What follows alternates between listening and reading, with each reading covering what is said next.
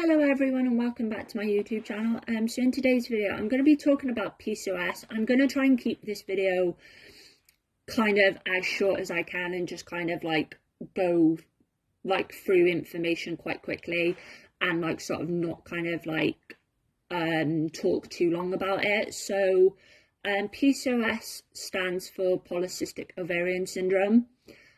So basically I got diagnosed with it back in 2016. Obviously kind of the reason why I was diagnosed with it was I hadn't had a cycle for when I went to the doctors. I hadn't had one for like 7 months at that point, which obviously is quite concerning to not have one for that long.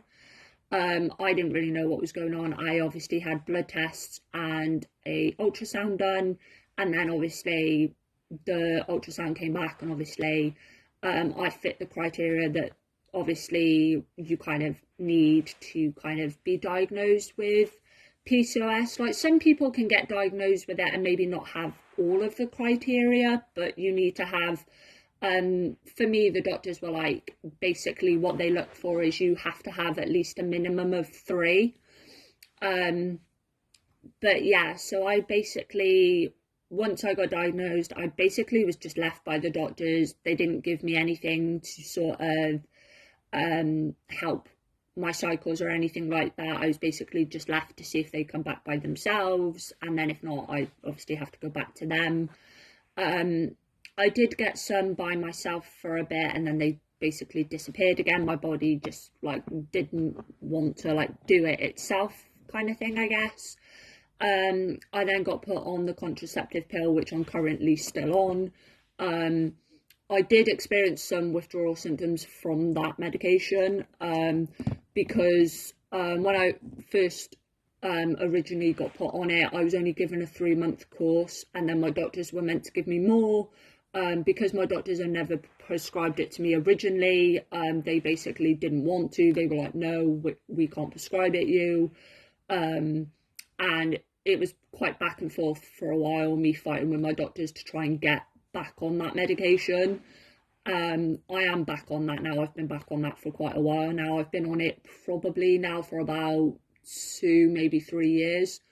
But yeah, it does what it needs to. Obviously, I kind of know now when I'm meant to get my sort of withdrawal bleed. It's not the same as a normal menstrual cycle, because obviously mine is basically based around my medication. So when I stop taking it for the 7-day period that I don't take it for, basically what that does is it drops down the hormones that are in my tablets, which obviously then makes me have basically what you would class as a menstrual cycle. But obviously I more know that it's a withdrawal bleed, but I'm still getting one every month. So that is kind of my sort of menstrual cycle. So that's kind of my sort of experience with PCOS, what I've gone through. It has been a kind of bumpy road, and I think it really always will be. It's something that I've had to sort of learn to kind of live with now since 2016 when I got diagnosed. I do feel quite alone sometimes with it, because obviously I don't really know people that have it, so it's kind of like sometimes people can't always relate to maybe what you're going through because of having that sort of medical condition. But I don't let it hinder me. It's something that I sort of take it as a pinch of salt and go, okay, well, I've got this. It's not ideally maybe what anyone would have wanted, but I sort of say that it's my sort of uniqueness to me, in a sense. Obviously, I don't know what the future holds in terms of obviously having PCOS. I know that it affects quite a few things. It can affect people having children. Obviously, you generally don't know that until you kind of try for a kid and whatever. So I guess I won't know that until I get to that sort of stage in life. But that's kind of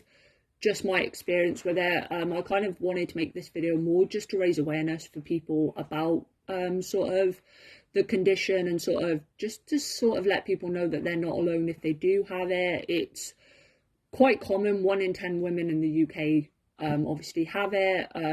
Some people can go quite a while and not know they have it, and then be told that they have it, and it be quite a shock. But